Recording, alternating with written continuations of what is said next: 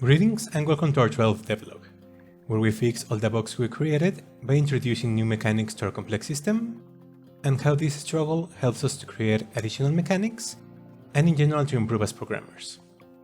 Also, we'll show you our progress in making the first mission of the game. All of this coming up next.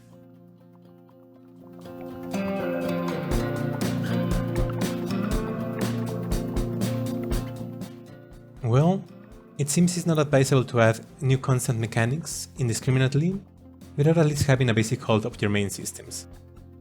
I mean, of course, I had already seen this in the several previous games that we failed to complete, but since we have never worked on such a dense and elaborate project, I underestimated how easy it would be to neglect the established logic. In particular, with the constant urgency to introduce new mechanics and create new content.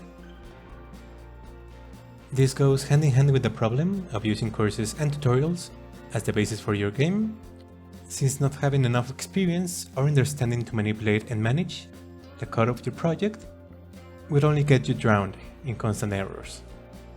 Fortunately, this always presents a learning opportunity, so with our numerous failures backing us up, I will present you how we fixed the latest bugs, how we now can move forward with better habits, and the lessons we learned along the way. Some of the most basic errors were quite simple to solve, such as the mesh disconnected from the ice in our equipped peaks, and the rigis mortis that they seem to acquire when changing scenes. That was as simple as re-importing the peak model and changing the tags from its ragdoll components so that the player's state machine does not disable them, as it does with all its sub-objects if the player is alive. And we also took the opportunity to add a change of texture in the eyes of the pigs when it dies to make its condition more evident. Other errors require a little more work, such as fixing the bugs we created by changing the code of our line of sight, and improving the intelligence of our enemies to prevent them from continuing to run against obstacles when not finding a viable route to their objectives. Now our enemies only watch you from a distance, while continue to look for a way to get to your position, and if they lose sight of you, they only head to the last accessible location where they saw you to investigate, and if they can't find you, then return to their patrol route. I also added a coroutine to turn off their colliders a few seconds after death, to prevent other creatures or the player from getting stuck with their bodies. Other bugs require a lot of patience testing and debug logs, like the strangest error that happened when we changed scenes or loaded save states after killing a pig or enemy. For some reason, when these circumstances were met, we lost control of the camera. After adding many debug logs, I realized that when killing a pig, our state machine changed it to the dead state. But I hadn't noticed it because the character kept moving as usual. Why does our character dies after killing a pig if the damage method never gets to affect the player? If the character dies, why does it keep moving and running like nothing happened? And why only when we kill someone? When we only deal damage, our health points wouldn't change at all. Until finally, during the stream on Thursday, I found the solution. Link to our Twitch channel in the description of the video. Remember our experience-based progression system to be able to level up? No? Well, I didn't remember it either, because I never really planned to use it in other way than to change the drops or stats of the enemies without making so many prefab variants. And I had wrongfully set it to reach a level that allowed you to acquire 0 hit points. Brilliant. And since it was no damage that took our whole life away, not all death events were activated correctly. One thing I've learned during this week is that there's rarely a smart reason behind every bug, and most of the time these reasons are directly in front of us. Like the subscribe or like button, with which, if it's of interest, you could support us with the growth of our small channel and our overly ambitious project.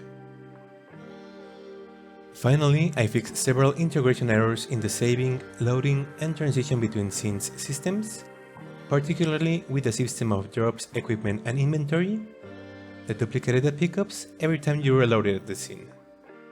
An error where the equipment UI was not updated correctly between levels, and a mistake in which if we grab a pig and then reloaded the scene without saving, the pig disappeared, because there was no logic that respawned if it was destroyed, but not saved in our inventory. With this, we got all the code problems that I could find solved, a task that required a little more than a week of work, and that got me a little frustrated by not being able to work on in progress or mechanics. But after having fixed everything, I understood that it was a necessary step. Who knows how many more problems I would have created if I hadn't stopped to fix the ones I already had. Now, with all this solved, we got to work on the mechanic of the throwable objects. Our goal was to make these configurable, like any weapon or equipment, that they could change its state from projectile to pickup without much effort to allow their continuous reuse, that they were integrated into the logic of noise making in collision and the targeting system, and that they allows us to choose the animation layer of preference to adapt to different items and behaviors.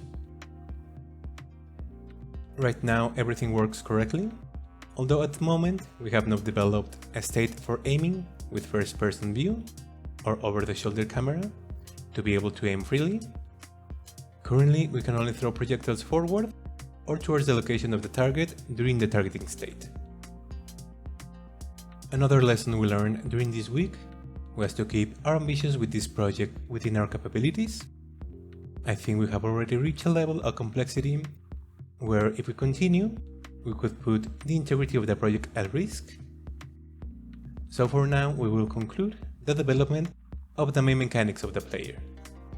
Of course, there are still many minor adjustments to be made to the existing code, and we haven't even really started with the environmental mechanics, but for our main systems, such as the combat, item and inventory, targeting detection and stealth, climbing and navigation, dialogue and missions, and saving and loading, should have only for the most part presentation adjustments, and slight corrections that will depend on the playtesting and quality of game improvements.